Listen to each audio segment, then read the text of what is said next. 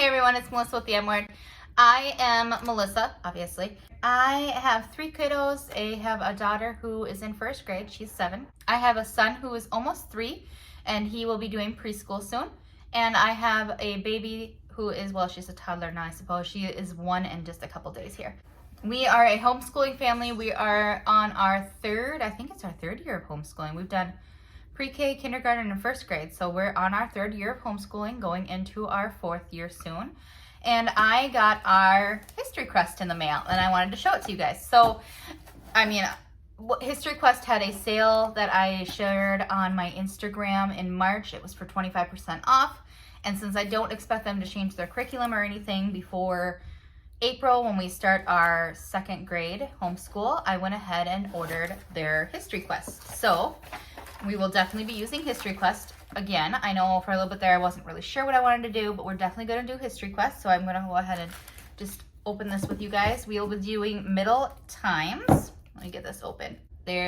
History Quest is their newest version. They do have a full line. This is by, I think it's Pandia Press or Panda Press. I think it's Pandia Press. They have a whole line. They have Science Odyssey and History Odyssey. I think it's called Science Odyssey, but the other one is called History Odyssey. I prefer their History Quest. So they are releasing, we did Ancient Times for this year, and we'll be doing Middle Times for this coming year. So it'll be the fall of Rome to the 17th century. And then the next one that I know they're releasing will be, I think it's America. So the United States history, but I can't remember what exactly they're calling that book. But this is going to be, sail the salty seas of a Viking longship, race across the Mongolian steeple to help deliver the mail, make a theater debut in a Shakespearean play. But it takes the kids through a journey through the Middle Times, the time of a king and ninjas and princesses and sultans. I mean, they make it just wonderful. They make it great for young readers. It's perfect to do as a family. I will end up doing History Quest a 2nd time because my younger 2 are so much younger than my oldest. So we'll be doing History Quest as a family subject for the first 4 years. And then we will, when my son is old enough, we will do it again for another 4 years as a family subject. So I suppose that's great for my daughter, my oldest, because she'll be doing it twice. But I did want to make sure that my son and my youngest one were old enough to comprehend what they were learning. And right now they are not.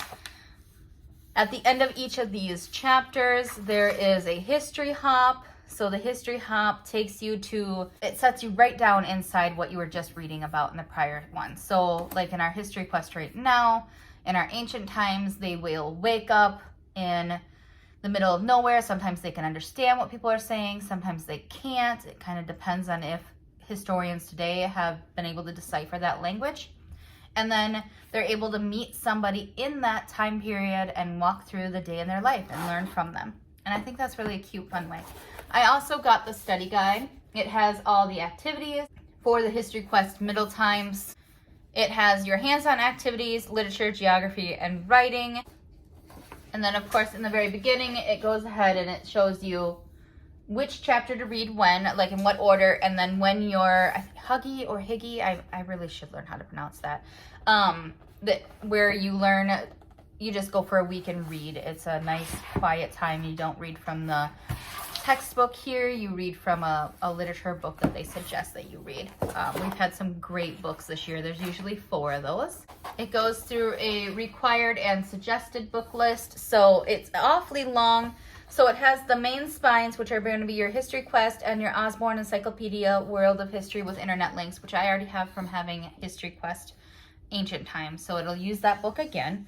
And then it suggests the literature for the 4 Huggy, whichever it's called, units. So there's 4 of those: literature of the Middle East, Arthian literature, Japanese folk tales, and tales from Africa. And then it gives a list of books, so you can hopefully find it from your local library. So far I've been able to find all but 1 week worth of Huggy history at my local library, and instead of ordering the book from Amazon, I just picked a similar book from the library instead. And then each week it goes through what you will be reading. It says what supplies you'll need, And then they add some extra books to read as like an extra. You don't have to read those, but they're enrichment readings. And that's for each week. And then of course the unit study for the whole week. It says the schedule. So usually they have you on day 1 to do your history out of the Osborne book. Day 2, they have you do your history quest book. On day 3, they have you do your create. On day 4, they have you review. And on day 5 is when they leave open for that enrichment reading where they suggested those books to you. There's also web links that they provide for you that you can go and do on Fridays as well. I've showed before that we don't follow the unit schedule that they provide here in this book. On day 1, I read the history quest. On day 2, we go through the Osborne book. On day 3, sometimes I skip it, sometimes we do it. On day 3, sometimes we skip it, sometimes we do it. Usually we skip it on day 3. On day 4, we do the create. Now with Timberdoodle, I get a ancient figures book, and I'll be getting a Middle Times book as well, where they cut out like a little action figure and they can put it together.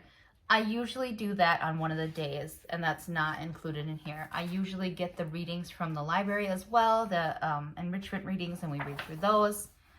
I don't always count them in my history though. I do them usually like in the morning when I'm reading books to the kids. Sometimes they're create, like it's either going to be like a sculpture or a painting or a craft of some sort, but sometimes it is food. So for like week 2 already, they're going to have, they're making a Mideastern pudding, which I mean, my kids love making the recipes out of these books. Sometimes they're good and sometimes they're not at all. We've had some pretty bad things, but it's just personal taste. But it's also fun just to explore their knowledge and show them new things. In the back, you'll have the appendixes to show the map keys, so what the kids should be putting on each map.